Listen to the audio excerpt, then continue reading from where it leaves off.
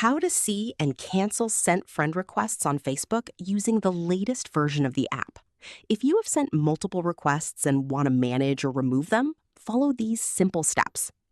First, open the Facebook app and tap the menu icon with the three lines.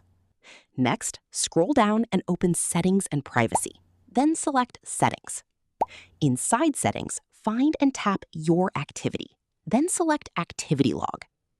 Now, scroll down to the Connections section and tap Friends. Next to the Friends option, tap the drop-down arrow and select Sent Requests.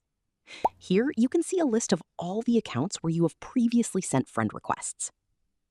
Here on my screen, not have latest version app available, so simply you can follow the instructions. To cancel a request, tap on the profile you want to remove the request from. Open their profile and select the option to cancel request. And that's it. You can now easily check and cancel sent friend requests on Facebook using the updated app layout.